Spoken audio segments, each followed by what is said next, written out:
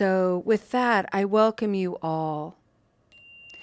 This is Recovery Dharma, a Buddhist-inspired approach to recovering from habit energy of all kinds. Habit energy that has this capacity to cover, hide, bury Buddha nature.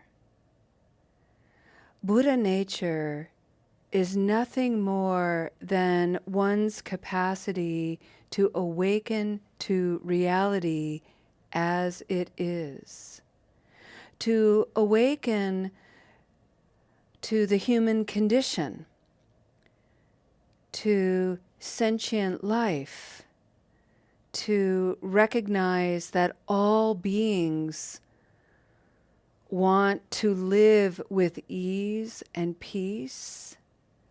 No beings want to be mired in tension, misery, pollution, toxicity, violence, all of the conditions that cause the varying degrees of suffering.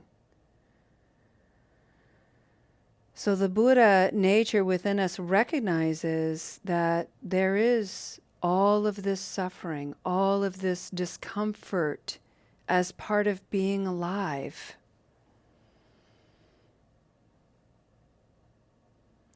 Our Buddha nature realizes that there are reasons for this, there are causes for this. One of the most common, ironically, and often sadly, is our attachment to it, our stories.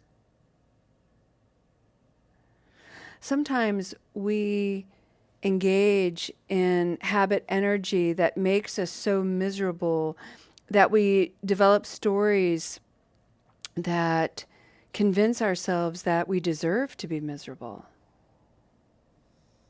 We're so attached to that. And because we have that story, and it's such a compelling, repetitive story, we continue to engage in unskillful actions that just become evidentiary to our stories.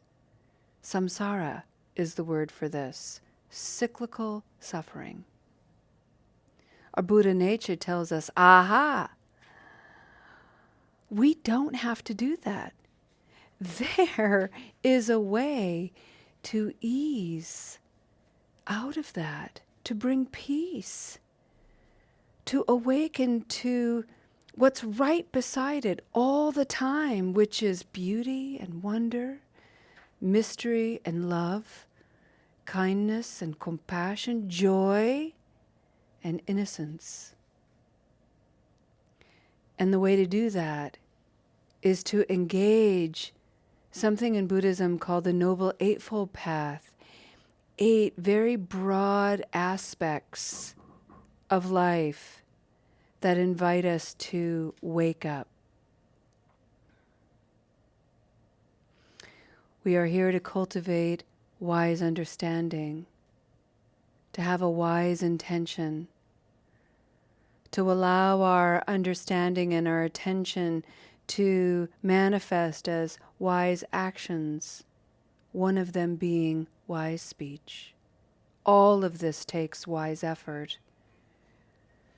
And when we engage in that way, our lives become wiser, our whole lives. We become devoted to mindfulness and, of course, want to be practiced in wise concentration.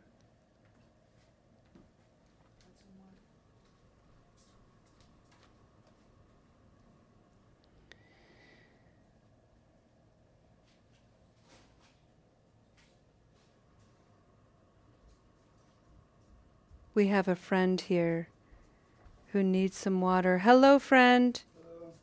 What's your name? Anthony? Can I see your face? Yes.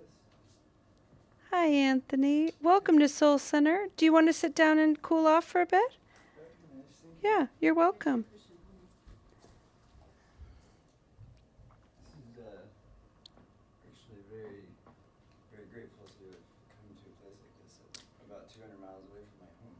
Okay. Well, you're in the middle of a meditation practice, so we're going to continue, friends. Today in the Spokane Sangha, friends, we have been exploring this week compassion, one of the 4 limitless qualities in Buddhism that sisters and supports the 4 Noble Truths and the Noble Eightfold Path that awakens our Buddha nature, the goodness, the incorruptible goodness within all of us. Let me say that again for emphasis, and see if you can hear it somewhere resonating in your heart and in your mind, and know it to be true. Within you is incorruptible goodness. And friends, we need that goodness in the world. Don't be afraid to share it. Don't be afraid to show it.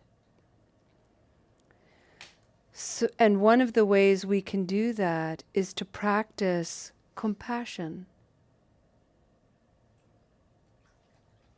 Compassion is the ability to be with anything that makes you uncomfortable, with gentleness, with respect, with awareness.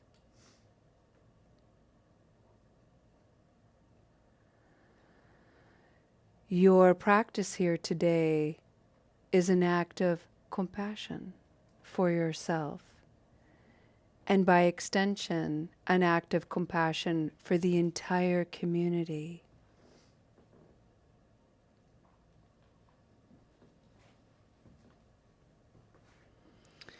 Take a moment to breathe.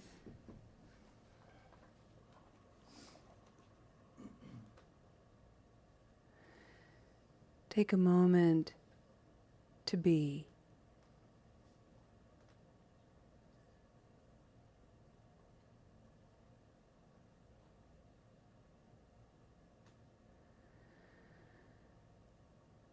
We have a beautiful new friend in the Spokane Sangha calling in from the other side of the nation in New York, who shared very openly with us that today is a difficult day. Today is a shadow day. And each of us knows this landscape. We all have a shadowed inner landscape. The Buddha called it Mara, source of temptation and craving, a place of darkness and edge, irritation, frustration, confusion.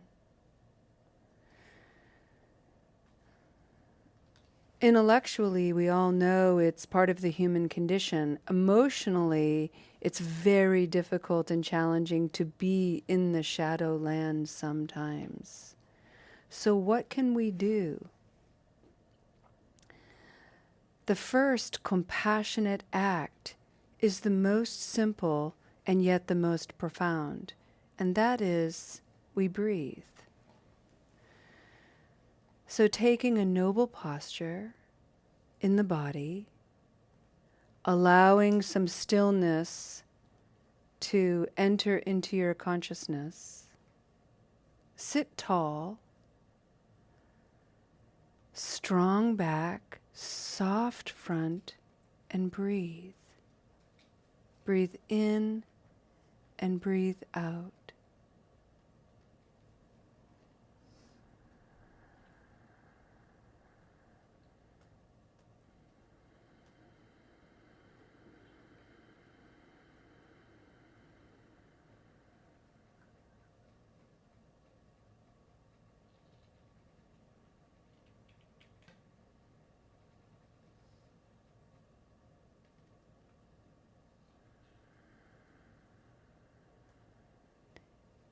Yesterday, for our practice of compassion, I brought forward the concept of just like me. Anybody who is really challenged by the shadow aspects of life, some people acting out unskillfully, just like me. I know that place. There are people in community who are in the light of their inner landscape. They are not being taunted by craving or story. Life is clear and peaceful. I know that too, just like me.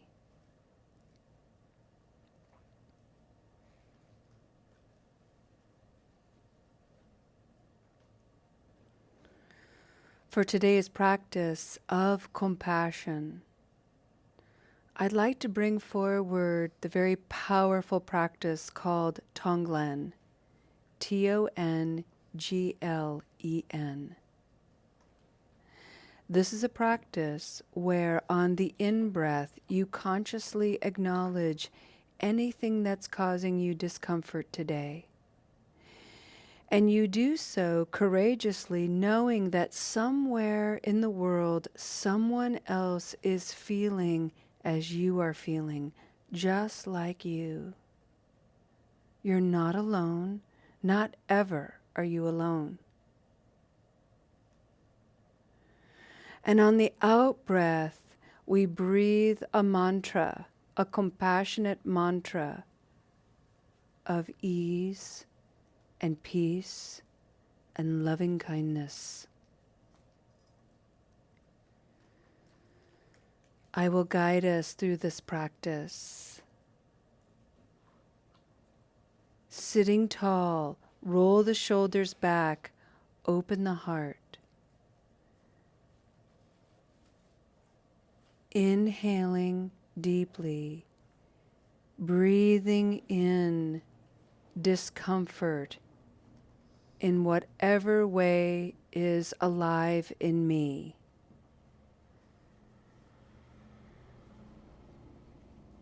Just like me, other people are feeling this too. Breathing out. May I bring ease and peace and loving kindness. Breathing in discomfort and dismay. Breathing out ease and peace and loving kindness.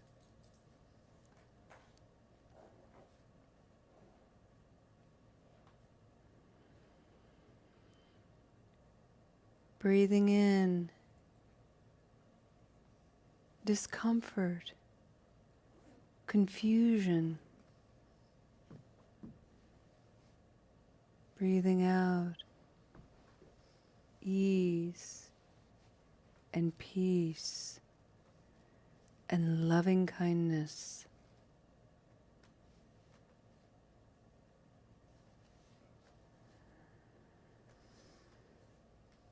Breathing in discomfort, temptation. Breathing out ease and peace and loving kindness.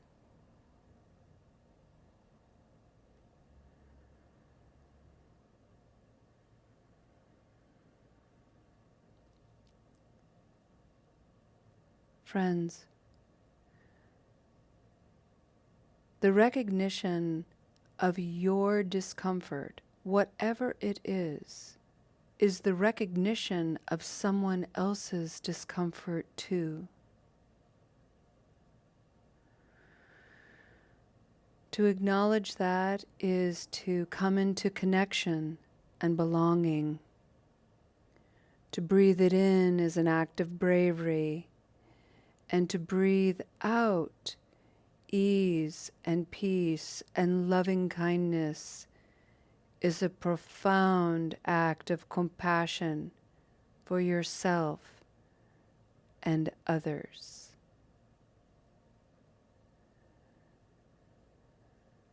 The limitless quality of compassion is beyond judgment. It is beyond stories of deservedness.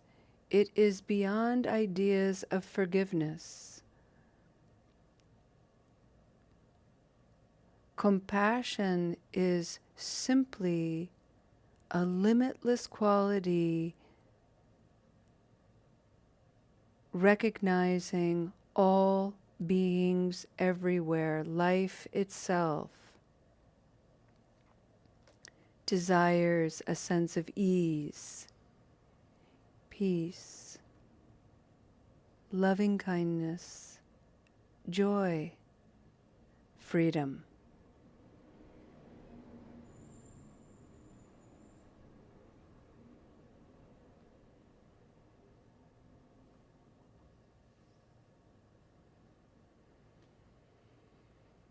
May this practice find you with 1 degree more of ease and peace and loving kindness to carry on today.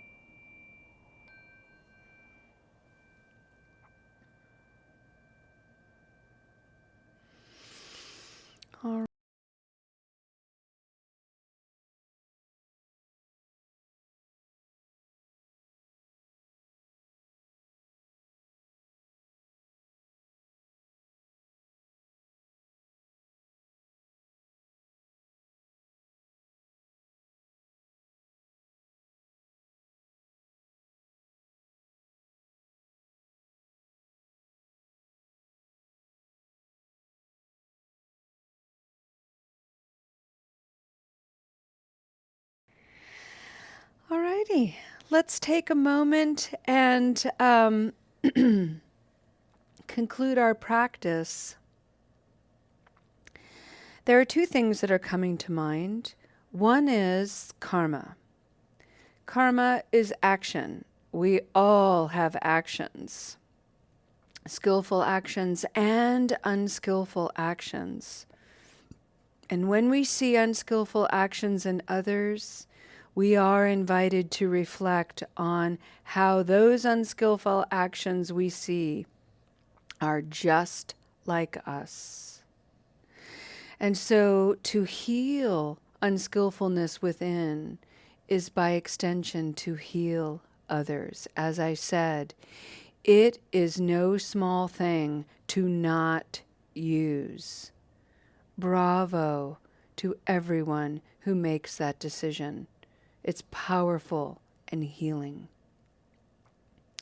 The last thing I'd like to share with you today as part of our dedication of merit is the meditation practice called Grace by Joan Halifax. And I encourage you to write this down and remember it. Put it somewhere where you see it regularly. Write it on a sticky note. Stick it on your fridge. Stick it on your mirror in your bathroom. Stick it on your coffee maker. Put it in your car. Grace. G is for grounding. R is for recalling your intention. A, attune to your surroundings. C, consider what is of benefit. E, know when to exit, which means know when to pause, know when to slow down.